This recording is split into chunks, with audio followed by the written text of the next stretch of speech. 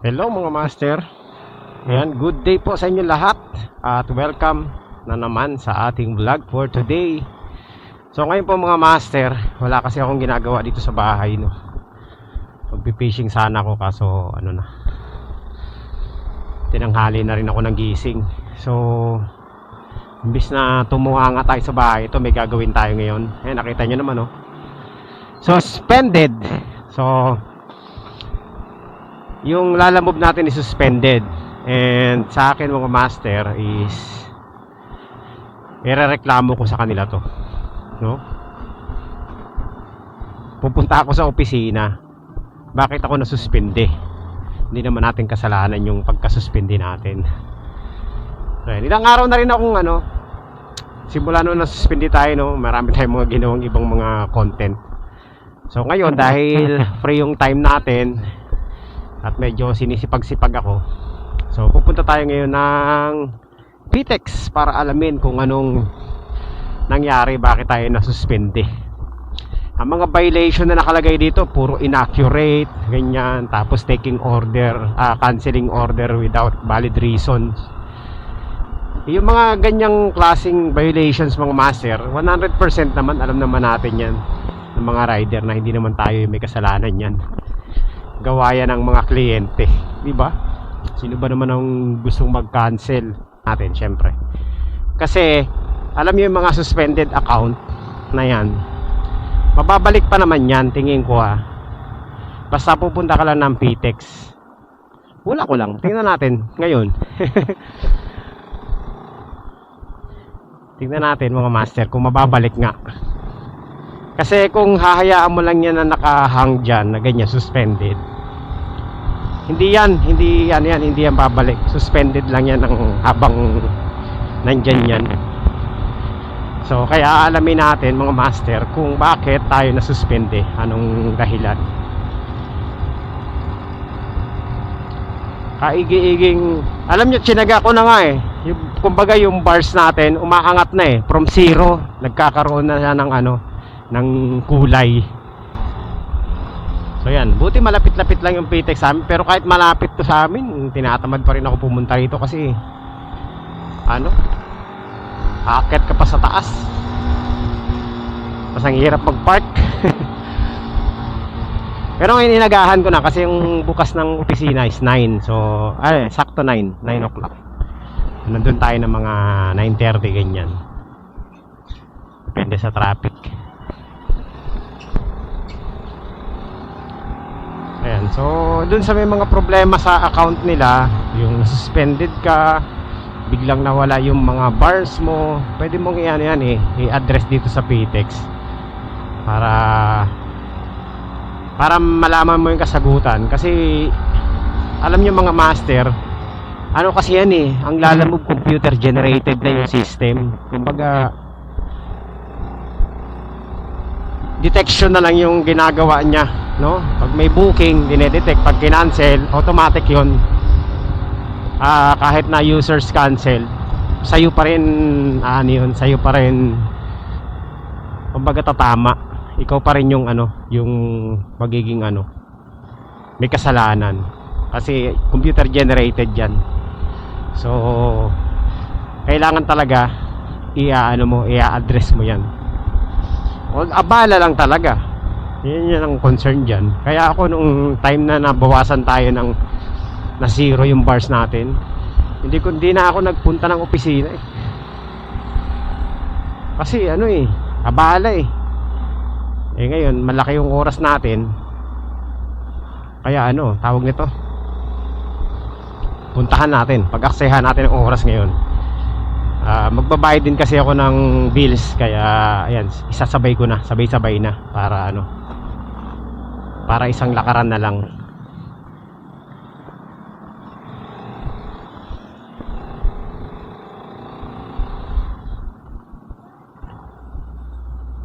Sayang din kasi mga master, diba part-time sila, alam mo, pag wala naman tayong ginagawa, nakatunganga lang, hindi productive yung araw. Di bumiyahe ka na lang, kahit na kumita ka ng mga 500, okay na yun.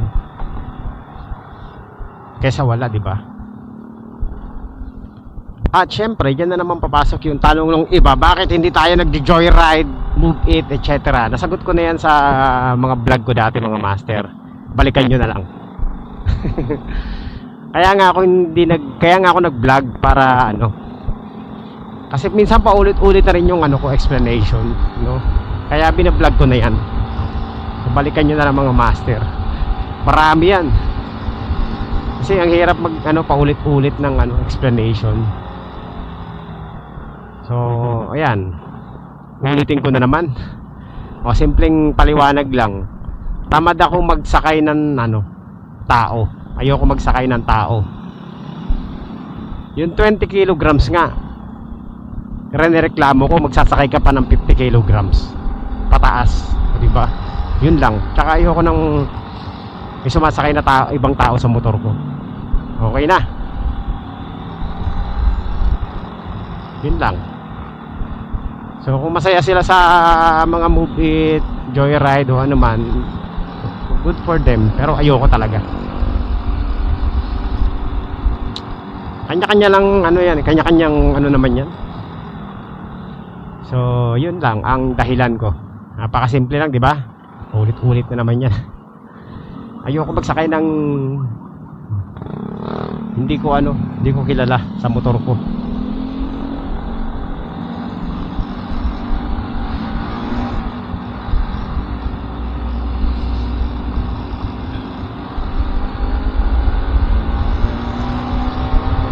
Yun lang ang simpleng paliwanag. Hindi na tawag ito.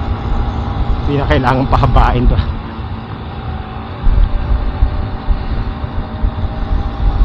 Ang sinasakay ko lang sa motor ko yung mga mahal ko sa buhay, yung master, yun lang.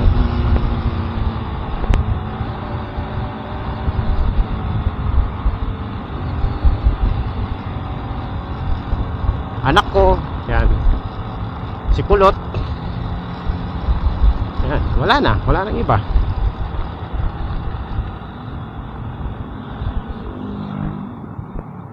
Pero yung ibang tao na kahit nababayaran ka, hindi ayoko. Pwede man ako magsakay ng parcel eh. Ganun din naman, di ba? Malaki ang kita sa tao, pero ayoko nga talaga.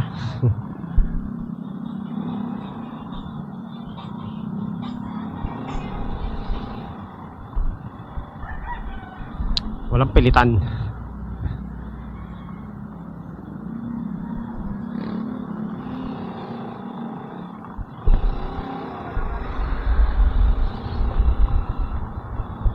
Tapos explain ko na naman bakit Lalamove bang napili talaga nating courier service, bakit hindi yung iba.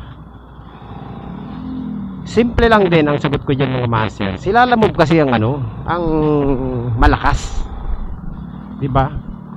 Ang dami nagsasabi sa akin, lumipat sa ganito, lumipat sa ganyan. Actually, meron ako mga apps diyan sa mga ganyan, pero wala, mga master. Wala talagang tatalo kay Lalamove sa ngayon dito sa Pilipinas. Yun talaga. Mataas yung fare nila, pero wala naman nagbubook, di ba? O anong gagawin mo? Tutunganga ka maghapon. Si Lalamove marami, kaya Lalamove tayo. Kahit na yan, medyo mababa, at least nakakapili naman dahil sa sobrang dami ng booking. Yan, nasagot ko na. Wala na. Sa susunod, itatanong na naman yan sa atin, bakit ganito? Yan lang yung simpleng explanation ko, mga master. Wala nang iba. Madali kay kailangan mo lang talaga. Syempre, alam naman natin na yung mga parcel, daming pasaway. Pero syempre, ikaw na yung mamimili, ikaw na yung mag-adjust. Diskarte mo na. Ako, tatagal na natin bumabiyahe dito. Di ba? Hindi naman tayo nakaka-experience nung sobrang lalaki, kasi syempre tayo yung nagko-control. Yun nga lang talaga. Hindi talaga maiwasan yung hindi makakansilan. Talagang makakansilan at makakansilan ka. At mangyayari talaga tong ganitong masususpendi ka. At pupunta ka ng PTEX. Di ba? So yeah, malapit na tayo sa PTEX.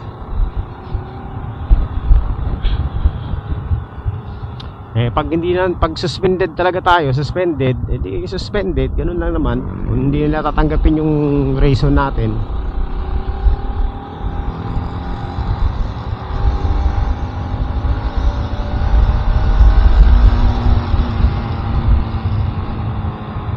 Importante, hindi tayong may kasalanan, 'di ba? Malinis yung konsensya natin mga master.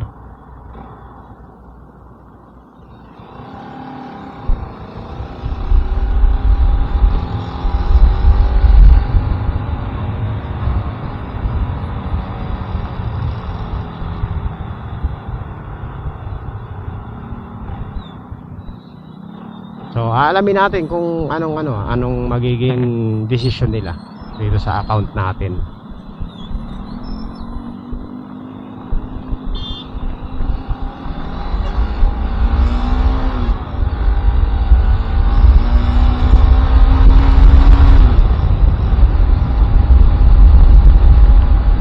Magkakaalaman to mga master mamaya. I-update ko naman kayo. Bawal mag-video sa loob eh.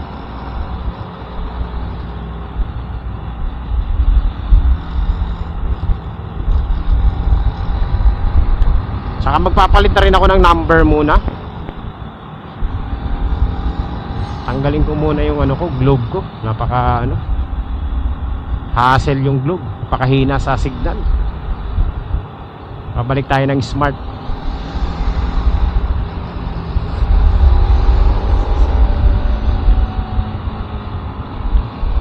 Ayan, we're here. PTEX.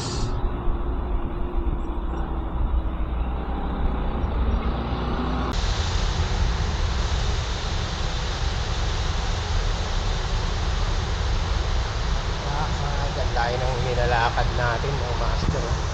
Dulo pa.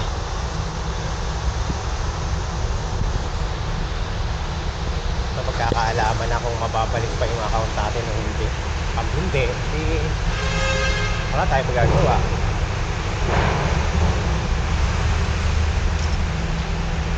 Kakabalik lang natin, no? Suspended agad. Tagal natin nawala. Tapos suspendido agad.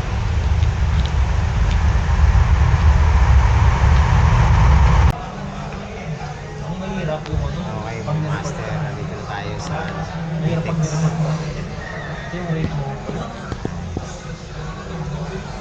Gusto mo baka mo. Nandito na tayo sa Mama Moon.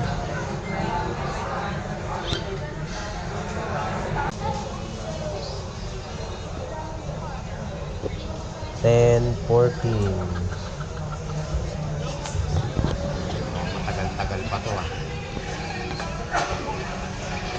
Nasa pa lang 18 minus 74. Nasa 50 pa mahigit. 56. Tagal pa to. Mabuti pa tayo ng hapon dito sigurado.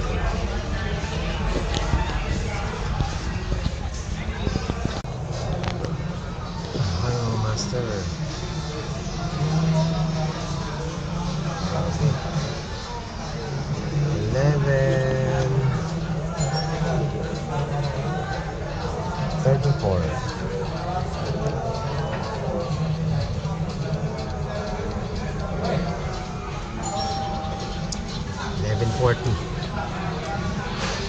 Na 2 hours na tayo nag-aantay dito. 2 oras na akong nag-aantay, wala pa rin, ang haba pa. 20 pa, 28, 30 plus pa. 20 na lang pala, 48 na eh. 20 na lang. Teka lang, ito tayo sa mat eh. 74 ka ba? 74 ako, ikaw 74. 29 na lang. Tama ba?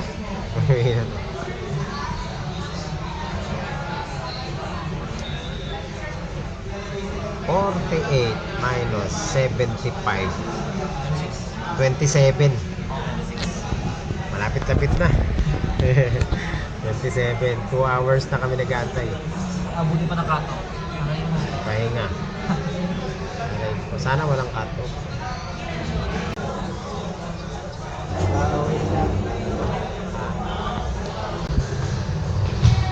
Bago na. Iihi ako. CR muna tayo. CR muna. Iihi na ako eh.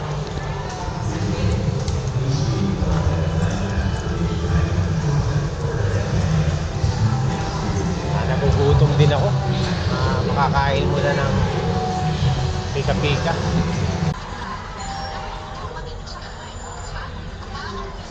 Mga mas, ayan mga master, ang oras ay 3:58 PM. So ngayon lang na-activate yung aking account. So nagkaroon pa ng problema dahil pinagantay ako ng matagal dito. Hindi pa pala nila pinaprocess yung activation kanina pa, 2 oras na mahigit. Kaya nagfollow up ako. Ngayon lang inactivate. O nagantay pala ako, abutin pa ako ng ilang araw, no? So ayun, kukwento ko na lang sa inyo mamaya pag pauwi na tayo. So na-activate na. And kukwento ko na lang din sa inyo kung ano ang nangyari talaga. Bakit ako na-ban? Ay, na-suspend. Mamaya pagpunta natin sa parking. Bad trip talaga yung ang nagpahamak talaga sa akin, na-confirm ko na ang nagpahamak sa akin yung lutang na na kliyente natin, kasi re-report sila pa yung malakas ang loob na mag-report, mga master. Re-report tayo dahil sa katangahan nila. Totoo lang, kung napapanood nila yung video na to, fuck you sila. Kasalanan nila, tapos tayo yung nag-suffer, mga master. Yun. Alam mo, abala o maghapon ako dito sa PTEX. Gutom na ako. So, re-report tayo nung siraulong lutang na nag-book at nagbigay sa atin ng item, at kung ano yung ginawa nilang report sa atin, no? Malayo dun sa katotohanan. Wisit talaga yung mga kliyenteng ganyan. Nakaka-bad trip ba? So, ayun mga master, layo pa ng paradahan natin. Pinaradahan natin, dun po.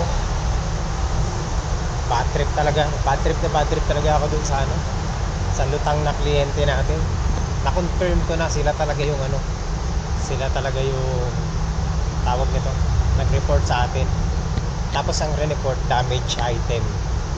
Take note damage item yun. Pero mali yung ginawa nila doon. Ang kapal ng mukha ng mga yun. Paano natin madadamage yung item ang totoo naman nun, mali yung item na pinadala nila. Ang layo ng report nila, no? Dapat nga tayo mag-report sa kanila kasi mali yung mga mali yung pinadala nila sa atin Sobrang abala yun. Walang utang na loob, mga master. Tinulungan mo na mag-book, 'di ba? Binigyan mo na ng pabor, tapos i-report ka pa. Grabe yung abalang ginawa sa atin nung na yun, yung sa Kainta. Kaya doon sa mga magpipick up doon, ingat kayo. Nakita nyo naman, di ba, kung saan. Ayun ako. Ayan, punta muna tayo sa parking. Mas maganda magkwentuhan kapag naka-POV. Alright. So ayan mga master, ito malinaw-linaw yung audio ko. So ayan na nga, nangyari na ang dapat mangyari. So tama yung hinala ko, mga master, no, kung sino nag-report sa atin, yung walang hiyang nagkamali ng item na pinadala sa atin. Tinulungan mo na sila na nagsayang ka na ng oras, nagpaka ka na sa kanila, nagpakabuti ka na sa kanila. Kasi nga kailangan nila yung yung service mo tsaka tulong mo, pero yung ibinalik sa atin, yun na nga, sila talaga yung yung nag-report sa atin, mga master. Positive kasi tinanong ko dun tapos ginawa na lang tayo ng report na mali, damage item daw ang nangyari. Imagine mo naman yung yung ginawa nila. Syempre Pag damage item mga master, automatic yun, suspended agad tayo no, wala nang explanation yun. Paano natin na damage yung item, di ba? Hindi natin na damage yung item. Mali yung pinadala nila, liwanag ng ano. Mali yung pinadala nila sa atin, tapos pagbibintangan tayo, nasira natin yung item nila. Kalokohan eh, no? Walang utang na loob yung ano na yun eh. Nag-book din sa ano eh, sa Kainta eh. Ayop na yan. Inabala tayo mga master. Abala talaga yung ginawa sa atin. Imagine mo, pumunta pa tayo dyan sa PTEX, no? Ilang oras tayo dyan, bumaghapon tayo ngayon, no? Nag-umpisa tayo ng alas 9:41 ng umaga.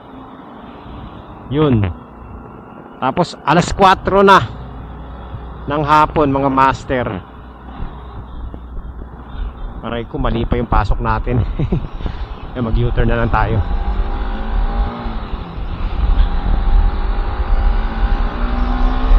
Imagine mo yung ano, yung abalang ginawa sa atin nung ano, nung kliyente natin nun, makakabwisit, di ba?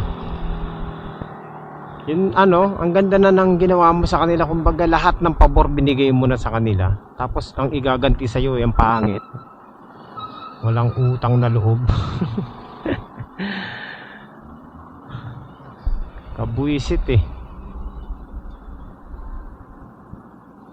So, yun.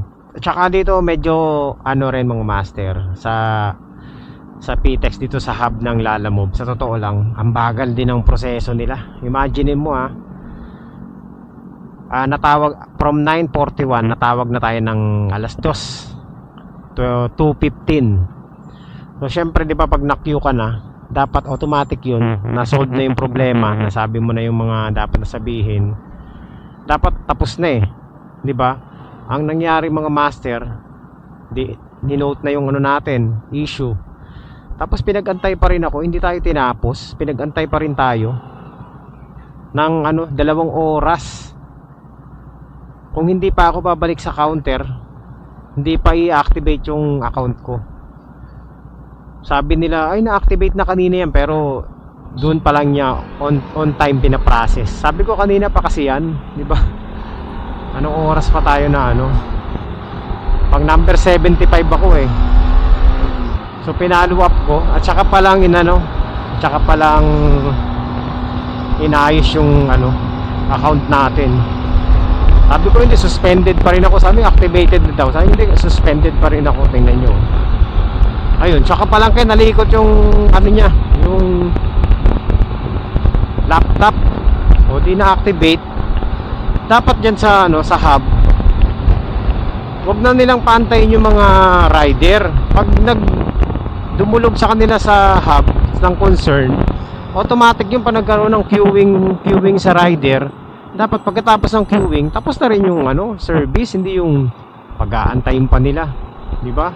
Tapos kung hindi pa ipa-follow up, hindi pa aayusin. Yung isang rider mga master, same lang ng sa akin ng problema.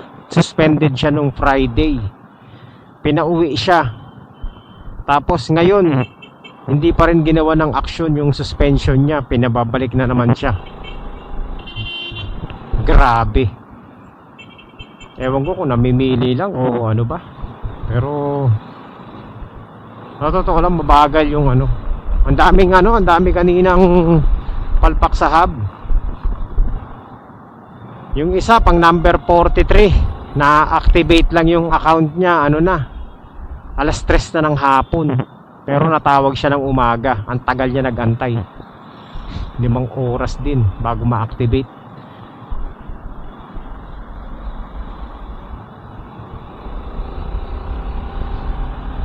So yun, mabagal din mga master yung service, hindi pare-pareho. So yan ang pinaka worst. Isa sa worst experience din natin to sa Lalamove mga master, no. Yung tumulong ka na sa kliyente, nagmagandang loob ka na, tapos ire-report ka pa. ng maling akusasyon. Mali talaga. Kalahin mo, damage item daw eh. Hindi naman natin na-damage yung pinadala niya, ang ayos-ayos.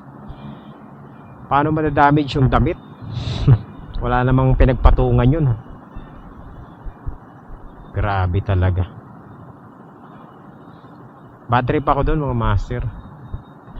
So at least pumunta tayo yan sa PTEX na linawan natin at naano natin mga master. Kumbaga nabigyan natin ng kalinawan kung bakit tayo nasuspende. At tama yung hinala ko na dahil doon sa sa nagkamali ng booking, nagkamali ng padala. Eh sila tayo yung nag-report. Nagalit kasi sa kanila yung kliyente, no? Eh sila naman ang mali. Tapos ipinatong sa atin yung yung kasalanan nila. Grabe, no? Ganun talaga sa Lalamove, no? Ang daming mga reklamong kaparehonan sa atin. Na na may problema na suspended. Talagang tama yung sinasabi ko noon na sa Lalamove lang, one-sided lang talaga. Kahit na mali ng kliyente, mali mo pa rin. Kahit magmagandang loob ka na sa kanila, mali mo pa rin. Diyos me. So ayun lang mga master. Maraming salamat sa pagsama nyo at pakikichismis dito sa ating vlog for today. At yan, inabot tayo ng hapon. So 4:27 to be exact. Isang buong araw tayo sa hub. So yan, magkita-kita tayo sa susunod na na vlog natin mga master. Tingnan natin, papahinga muna tayo kung kailan tayo babiyahe or magpi-fishing muna tayo. Kita-kits next time. Maraming salamat sa inyong lahat. At dun sa mga rider na naka-experience ng ganitong problema natin, kulitin nyo lang yung mga nandun sa counter ng hub kasi minsan kinakalimutan nila yung yung problema. Ang nangyayari, nagpapatong-patong lang. So pag tumagal ka, balikan mo, sumingit ka. Tapos ano mo yung concern mo, i-address mo agad. Tsaka wag nyong itatapon yung ticket nyo, no? I-scan nyo sa sa Google para meron kayong digital copy. Kasi akong ginawa ko, in-scan ko sa Google eh. Meron akong digital copy kaya mabilis yung mabilis ko na follow up.